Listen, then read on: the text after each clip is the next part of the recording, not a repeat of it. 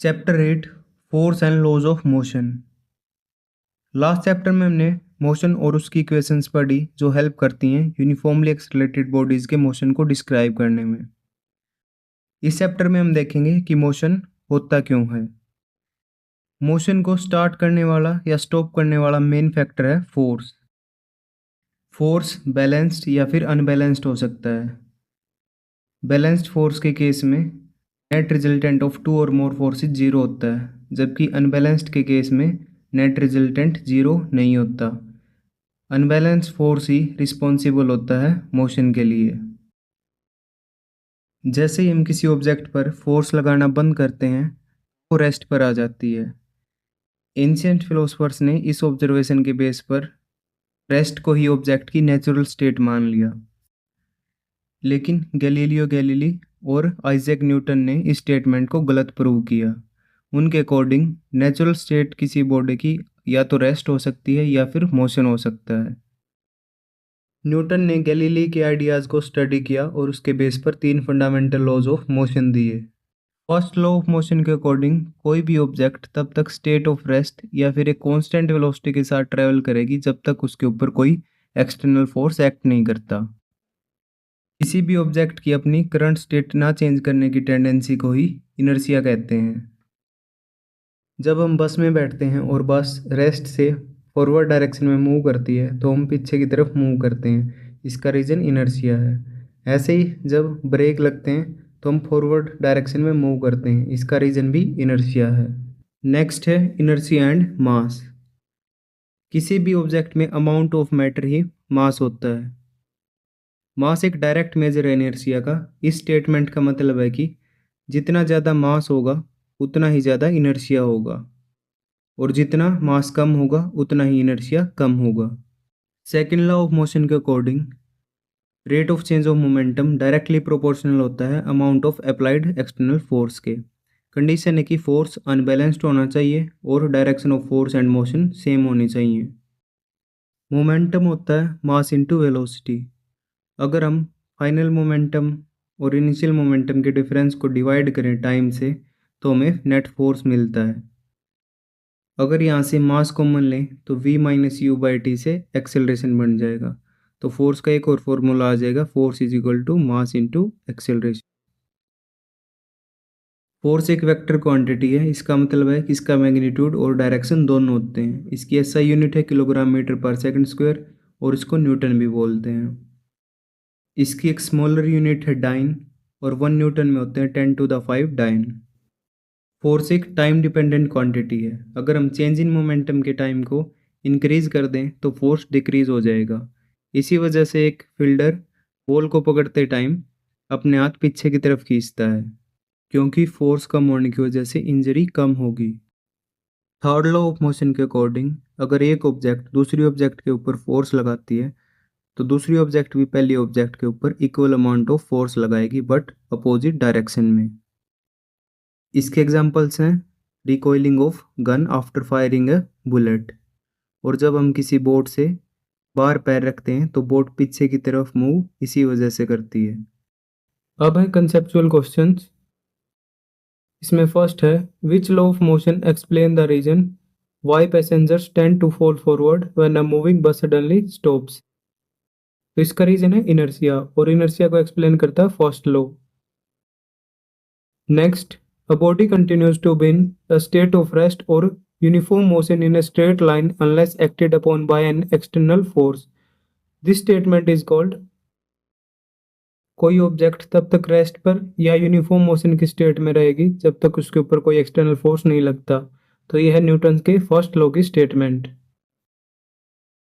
Force is equal to rate of change of momentum. A goalkeeper pulls his hands backward while catching a fast moving ball.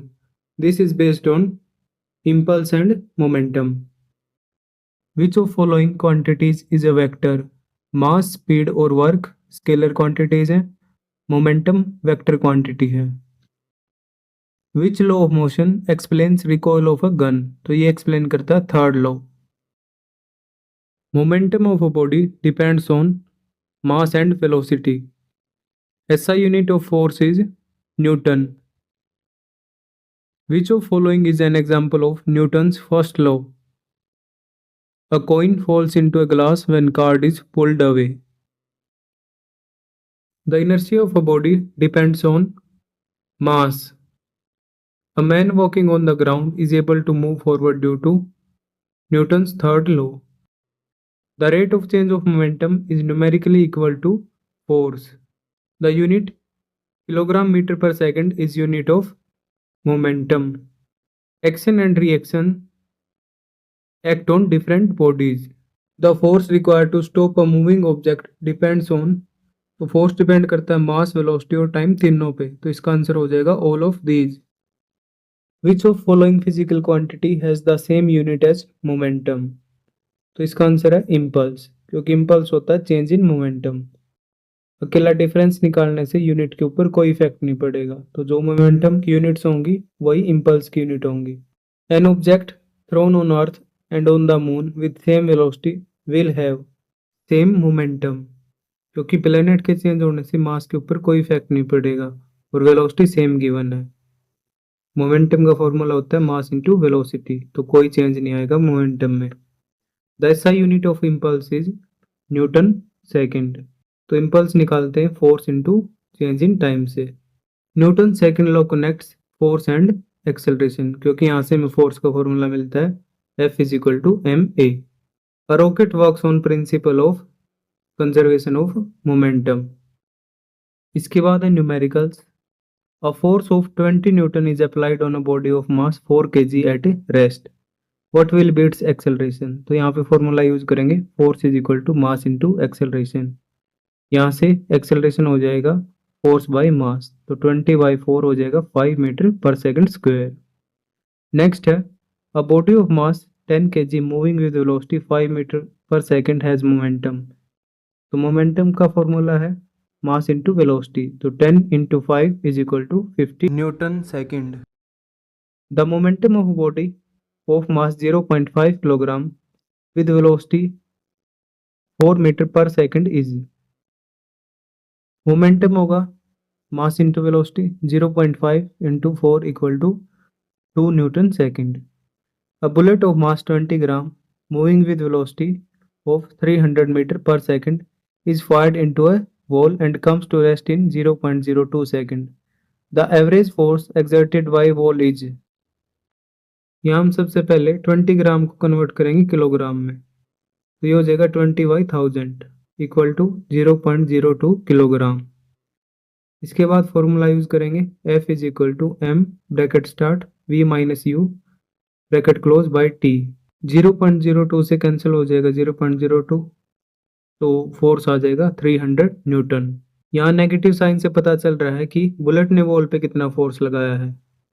हमने निकालना है कि wall ने bullet पे कितना force लगाया है, तो वो पॉजिटिव हो जाएगा. A car of mass 500 kilogram moving with the velocity of 15 metre per second is brought to rest in 5 seconds. The applied force is. तो इसमें भी same formula F is equal to M change in velocity by time. यहाँ change in velocity हो जाएगा 15 metre, time है 5 second, तो acceleration आ जाएगी 3 metre per second square. तो फोर्स इक्वल टू 1500 इंटू 3, ये हो जाएगा 4500 newton. A cricket ball of mass 0.15 kg moving with velocity 20 metre per second is stopped by a player in 0.1 second. The force applied is.